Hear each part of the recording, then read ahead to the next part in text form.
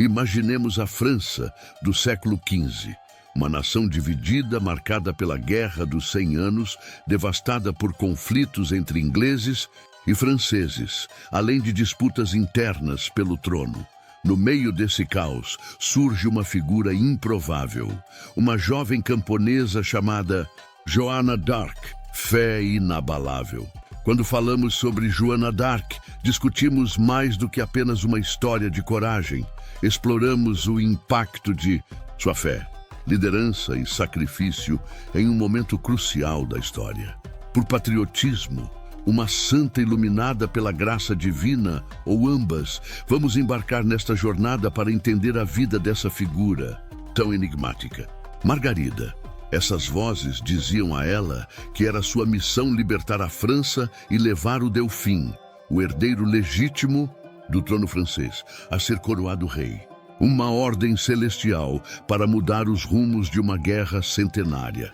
A França estava à beira do colapso e o Delfim, Carlos VII, parecia impotente diante do avanço inglês e da traição de aliados. Política era também espiritual. Para Joana, essa missão não era apenas uma questão de salvar a França, mas de cumprir a vontade divina. E assim, o destino dela e da nação estavam prestes a se entrelaçar. Essa missão sozinha. Antes de partir em sua jornada, ela precisou convencer figuras-chave de que seu chamado era legítimo. Passo foi alcançar o Delfim. Após superar os céticos que viam nela uma garota sem valor, Joana teve sua primeira audiência com Carlos VII. Disse que ele tentou enganá-la, misturando-se com a corte, mas Joana o identificou imediatamente, afirmando que Deus a havia guiado até ele.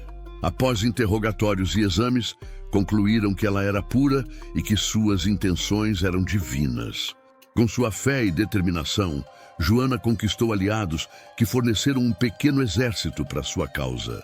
Uma única pessoa para Joana foi a força coletiva da fé das pessoas ao seu redor, os religiosos que legitimaram sua missão e os soldados que decidiram seguir uma garota guiada por vozes do além. Camponesa para líder militar foi o primeiro grande passo fora de sua zona de conforto. Vestida como homem, para proteger sua identidade e desafiar as normas da época, Joana assumiu um papel que nenhum camponês, muito menos uma jovem mulher, poderia imaginar. Pelas forças inglesas, Joana não tinha experiência militar formal, mas sua presença inspirava coragem e unidade. Os soldados acreditavam que ela estava realmente sob proteção divina, liderando ataques e transmitindo mensagens de fé. Essa foi sua entrada em um mundo de guerra e estratégia, onde sua coragem seria testada repetidamente. Orléans, apesar de ferida em combate, ela nunca recuou. Sua determinação inflamava o espírito de luta do exército francês, que começou a reverter anos de derrotas. Franceses que questionavam sua autoridade. A própria igreja, embora a tivesse aprovado no início, mantinha um olhar desconfiado sobre suas visões, a vê-la como uma ameaça à sua autoridade. Joana, que sempre agiu por convicção divina, percebeu que o jogo político era mais complexo e perigoso do que qualquer campo de batalha, tentando libertar outras regiões da França. Mas o apoio que antes recebera começou a enfraquecer. Foi capturada pelos borgonheses, aliados dos ingleses. Esse foi o início do momento mais sombrio de sua jornada. Joana percebeu que estava sozinha. Ela foi vendida aos ingleses, que tinham a intenção de usá-la como peça-chave para deslegitimar a coroa francesa que ela ajudara a estabelecer. Durante meses, ela enfrentou um tribunal eclesiástico controlado pelos ingleses, que a acusavam de feitiçaria e traição. Incluindo ameaças de tortura, Joana manteve sua fé e reafirmou que suas vozes eram divinas. Para ela, renegar suas visões seria trair não apenas Deus, mas a si mesma. É morte na fogueira. Em 30 de maio de 1431, Joana foi queimada viva na praça de Rouen.